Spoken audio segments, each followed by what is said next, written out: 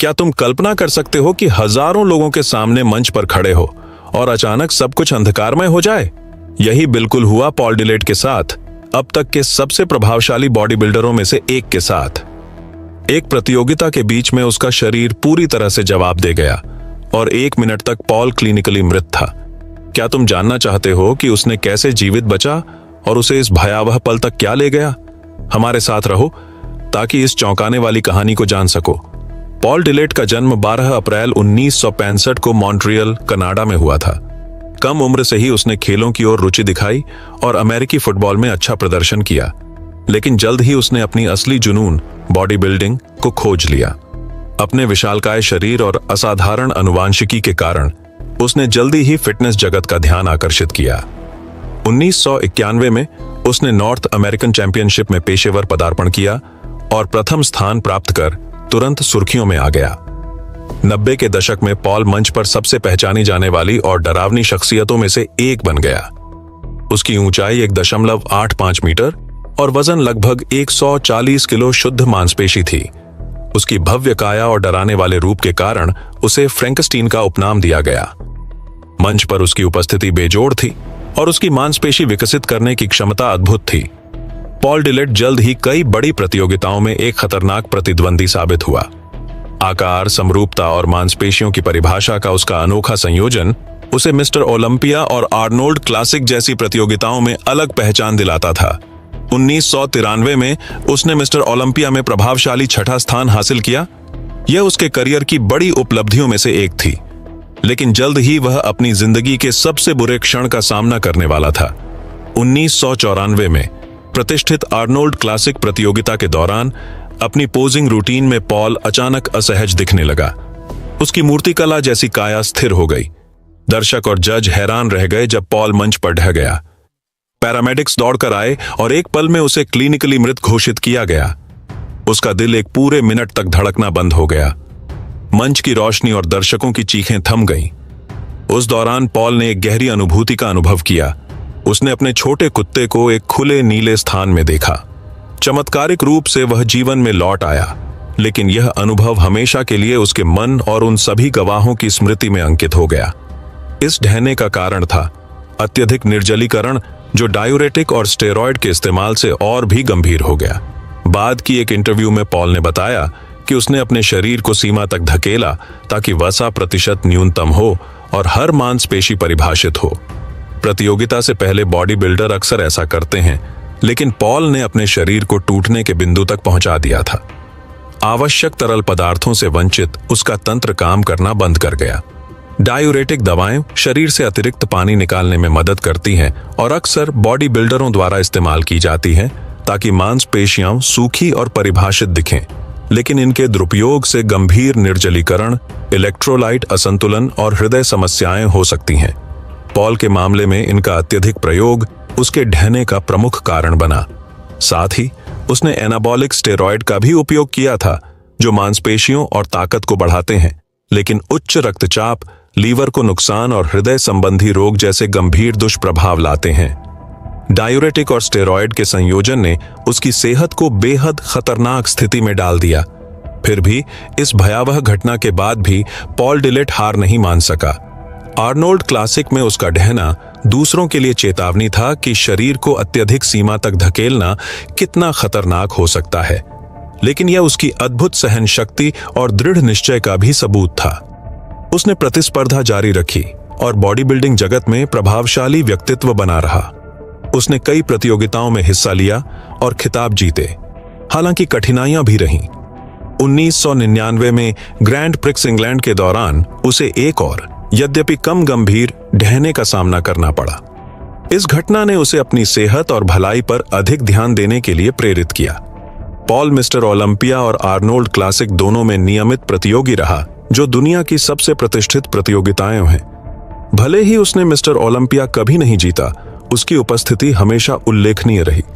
उसकी अन्य उपलब्धियों में 1996 का आर्नोल्ड क्लासिक में दूसरा स्थान और उसी वर्ष आयरन मैन प्रो इन्विटेशनल में चौथा स्थान शामिल है। पेशेवर प्रतियोगिता से संन्यास लेने के बाद पॉल डिलेट ने 2007 में world body building and fitness federation की स्थापना की। जो आज फिटनेस और बॉडी बिल्डिंग की सबसे प्रतिष्ठित संस्थाओं में से एक है। इसके माध्यम से उसने एक अधिक स्वस्थ और संतुलित दृष्टिकोण को बढ़ावा दिया, जिसमें स्वास्थ्य और भलाई को बाहरी रूप से अधिक महत्व दिया गया। पॉल डिलेट ने कई उभरते बॉडी बिल्डरों का मार्गदर्शन और प्रशिक्षण किया। उनकी सुरक्षा और स्वास्थ्य पर केंद्रित सोच ने आने वाली पीढ़ी के खिलाड़ियों के तैयारी के तरीके को प्रभावित किया। उन्होंने कई सेमिनारों का आयोजन कर अपना अनुभव और ज्ञान साझा किया। पॉल डिलेट उस अनुभव से बच निकला जिसने कई औरों के करियर और जीवन को समाप्त कर दिया होता। उसकी कहानी मानव शरीर की सीमाओं और अद्भुत इच्छा शक्ति पर एक शक्तिशाली सबक है। क्या तुम और ऐसी कहानियां जानना चाहोगे जहां बॉडी बिल्डरों ने सीमाओं को चुनौती दी? यहां एक और कहानी है जो तुम्हें रुचिकर लगेगी। देखने के लिए धन्यवाद और अगली वीडियो में फिर मिलते हैं।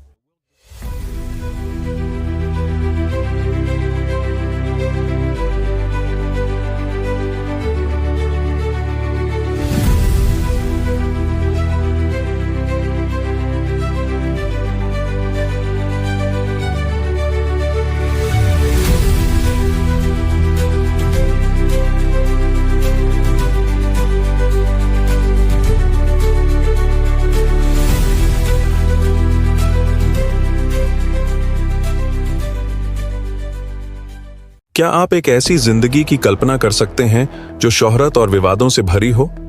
यही थी नासिर एल सोनबट्टी की जिंदगी, जो समय के सबसे मशहूर और सबसे विवादास्पद बॉडी बिल्डरों में से एक थे। मिस्टर ओलंपिया में हुए घोटालों से लेकर स्टेरॉयड के इस्तेमाल पर उनके विस्फोटक बयानों तक, नासिर ने न सिर्फ बॉडी बिल्डिंग पर अपनी छाप छोड़ी, बल्कि सवालों से भरी ऐसी विरासत भी छोड़ी जिसने उन्हें उनके दुखद अंत तक पहुंचा दिया। ये हैं उनके करियर के सबसे यादगार पल, वो मुख्य उपलब्धियां और वे विवाद जो उनकी आखिरी सांस तक उनका पीछा करते रहे। नासिर का जन्म 15 अक्टूबर 1965 को जर्मनी के स्टटगार्ट शहर में हुआ था, एक ऐसे परिवार में जिसकी जड़ें सर्बिया और मिस्र से जुड़ी थीं। बचपन से ही उन्होंने खेलों में गहरी रुचि दिखाई, लेकिन किशोरावस्था में जाकर उन्हें अपनी असली जुनून बॉडी बिल्डिंग का पता चला। अदम्य संकल्प, अटूट कार्य नैतिकता और गजब की मेहनत के साथ नासिर ने अपने शरीर को गढ़ना शुरू किया और जल्द ही स्थानीय प्रतियोगिताओं में अलग नजर आने लगे। बॉडी बिल्डिंग की दुनिया में उनका उदय चकाचौंध कर देने वाला था। 1990 में उन्होंने अपना प्रोफेशनल डेब्यू किया और थोड़े ही समय में अंतर्राष्ट्रीय मंच पर एक बड़ी पहचान बन गए। 1.80 मीटर की इंपोजिंग कदकाठी और प्रभावशाली मांसपेशियों ने उन्हें प्रतिस्पर्धियों से अलग बना दिया।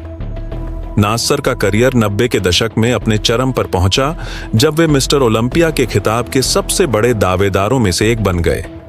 उनकी इस प्रतिष्ठित प्रतियोगिता में भागीदारी कई मुख्य पलों से भरी रही, लेकिन 1997 जितना विवादास्पद कोई साल नहीं था। उस वर्ष नासिर का सामना हुआ डोरियन येट्स से, जो उस समय 6 बार के मिस्टर ओलंपिया चैंपियन थे। यह घटना नासिर और डोरियन की प्रतिद्वंद्विता का शिखर साबित हुई। डिफेंडिंग चैंपियन येट्स इस उम्मीद के साथ आए थे कि वे लगातार छठी बार जीतेंगे, लेकिन तैयारी के दौरान उन्हें ट्राइसेप्स में गंभीर चोट लगी, जिससे उनके शरीर में स्पष्ट असमानता दिखाई देने लगी। वहीं नासिर एकदम बेहतरीन फॉर्म में थे। उनके पास पूर्ण, संतुलित और परिभाषित मांसपेशियां थीं। कई विशेषज्ञों और प्रशंसकों का मानना था कि नासिर का शरीर येट्स से कहीं बेहतर था। उनकी मांसपेशियों की घनत्व और अलगाव असाधारण थी।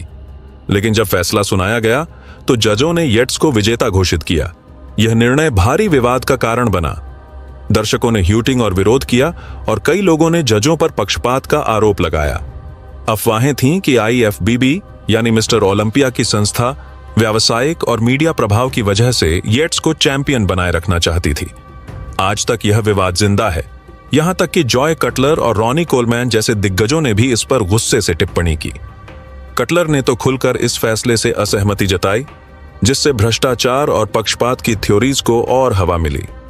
यह विवादास्पद फैसला अब भी बॉडी बिल्डिंग प्रशंसकों के बीच बहस का विषय है और मिस्टर ओलंपिया के इतिहास की सबसे बड़ी चोरी मानी जाती है।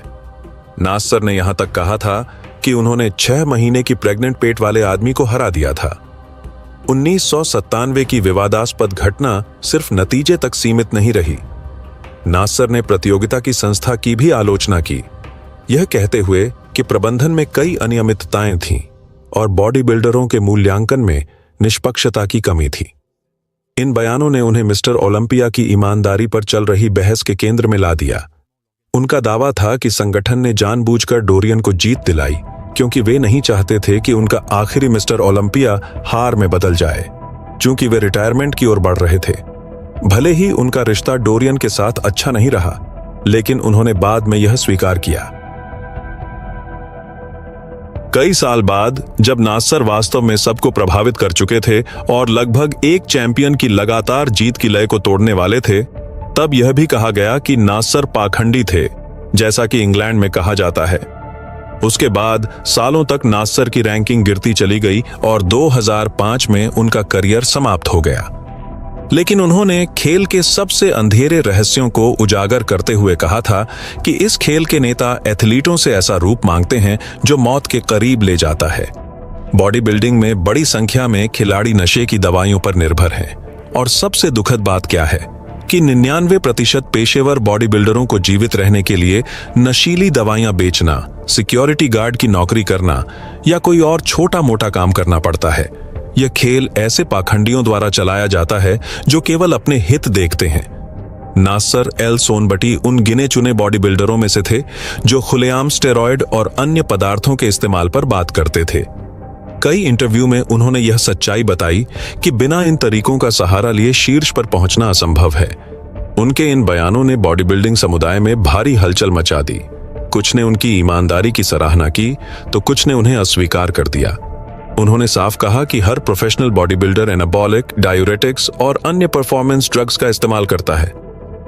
नासर ने अपना खुद का स्टेरॉयड रेजिमेन भी विस्तार से बताया और समझाया कि कैसे इन दवाओं ने उन्हें अपने करियर के दौरान मांसपेशियों का आकार और परिभाषा बनाए रखने में मदद की।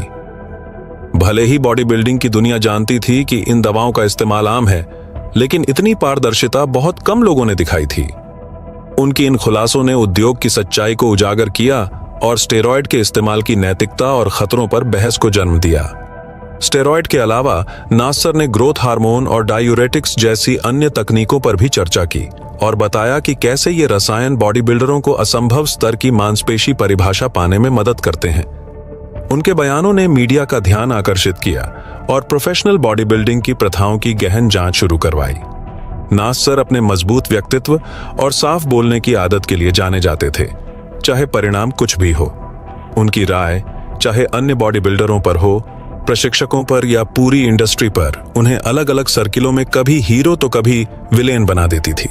बॉडी बिल्डिंग प्रतियोगिताओं से संन्यास लेने और रसायनों के खतरों के बारे में चेतावनी देने के बावजूद नासर उनका इस्तेमाल जारी रखते रहे ताकि उनका विशाल शरीर ढीला न पड़े। लेकिन यही उनकी मौत का कारण बना। 20 मार्च 2013 को बॉडी बिल्डिंग जगत को झकझोर देने वाली खबर आई। नासर एल सोनबटी का निधन हो गया। वे मिस्र स्थित अपने घर पर मरे। ऐसा प्रतीत होता है कि उनकी मौत लंबे समय तक स्टेरॉयड और अन्य दवाओं के इस्तेमाल से जुड़ी जटिलताओं के कारण हुई। उनकी मौत ने उन पदार्थों के खतरों पर प्रकाश डाला जिनका इस्तेमाल उन्होंने पूरे करियर में किया। नासर की मौत ने खेल में एक खालीपन छोड़ दिया और यह याद दिलाया कि महानता पाने के लिए कितने लोग अपनी जान जोखिम में डालते हैं। उनकी मौत की खबर ने पूरी बॉडी बिल्डिंग कम्युनिटी को हिला दिया। उनके कई साथी और प्रशंसक इस प्रभावशाली और प्रतिभाशाली शख्सियत के निधन पर शोक मनाते रहे। उसी समय उनकी मौत ने स्टेरॉयड और अन्य दवाओं के खतरों पर बहस को दोबारा जगा दिया। उनकी मौत की परिस्थितियों ने इस खेल में और सुरक्षित और नैतिक दृष्टिकोण अपनाने की जरूरत को उजागर किया।